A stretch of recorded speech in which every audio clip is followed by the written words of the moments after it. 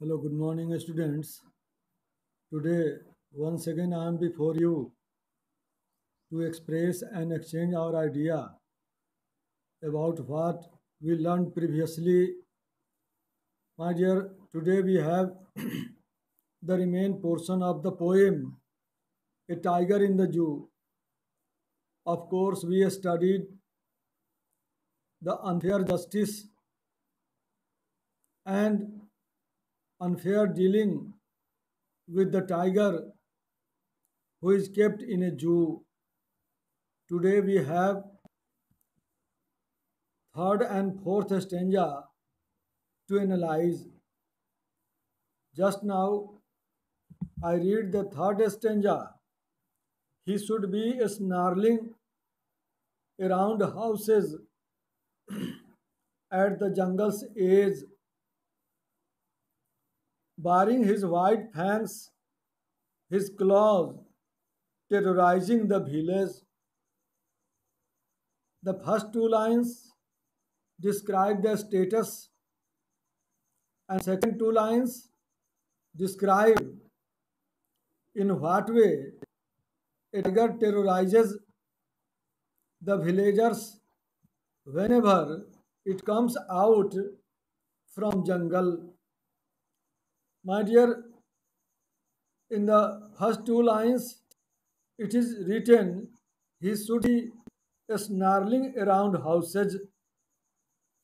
He who is referred here, he, the tiger, and snarling, roaring, a kind of terrorizing sound, fearful sound that can frighten others. Now the tiger is out of jungle and has come just near a village and is seen terrorizing the villagers. He should be snarling around houses. This line clears that houses are not located in the jungle. So we see that the tiger is already out of jungle and it has come to express his anger. We see in what way a fierce animal frightens other. It has its baring his white fangs. Fangs means tearing teeth, and baring means exposing. Baring his white fangs by showing his white tearing teeth, it frightens others. He has his very powerful claws, and with the help of its teeth and claws, a tiger is seen terrorizing the villagers. In the first portion of the poem, we studied that in what way a tiger is treated. He is already kept in a cage of a zoo and is unable to do anything. He is behind bars. He has his strength, but failure to express his power, his fierceness, his fearfulness to others.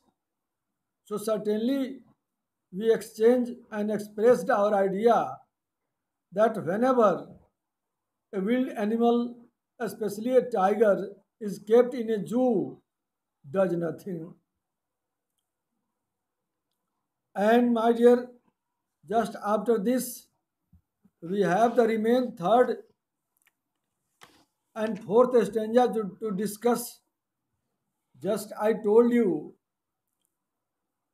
the third stanza, and now we have the last one. And I read, but he has locked in a concrete cell, his strength behind bars. stalking length of his cage, ignoring visitors. The first line, but he has been locked in a concrete cell. Who is locked?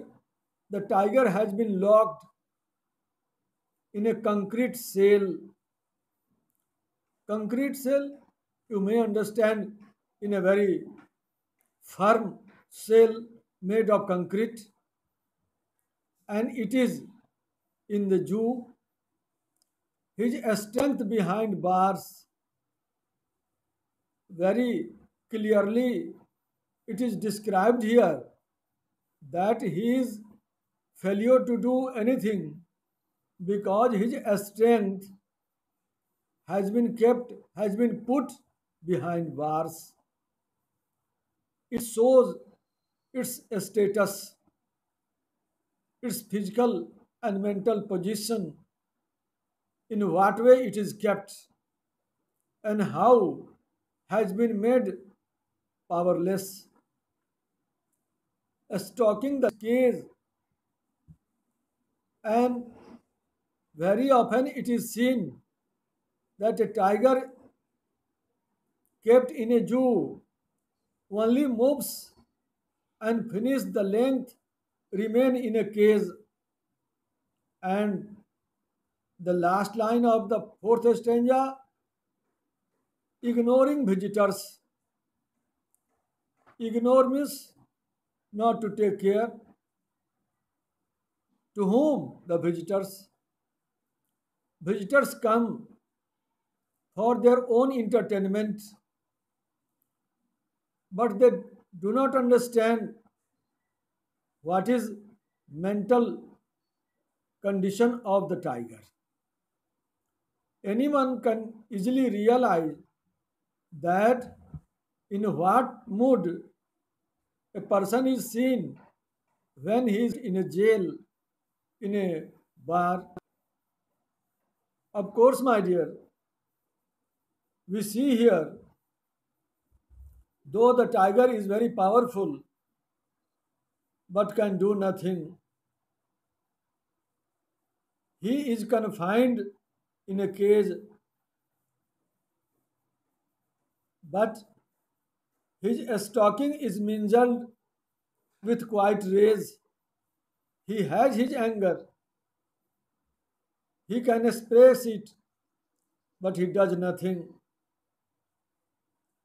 Instead of lurking in the shadows of the jungle, the tiger is confined animal, and earlier when it was free in his habitat, he was very fearful for visitors, and now is seen helpless. So he does nothing. Although visitors come to visit, his brilliant eyes focus on stars visible through the cage instead of staring at a potential prey in the forest. It is but natural, my dear. Our unfair dealing is described. The poet has brought our inhuman act against animals. Earlier, we have the concept they have right to live as freely as we live, but they are left at all. They can do nothing. They have been made powerless. It is what, my dear? It is our nature that we like to dominate others. Keeping animals as a pet or keeping in a cage is what? A kind of domination over other creatures. But we forget that they are also living beings. They have right to live in their natural inhabitat. Why to keep other in a prison, as we dislike living in a cell in a prison, so is with them. So let us take an oath not to hurt any animal, not to deal unfairly, and let them live as we like. Thank you, my dear.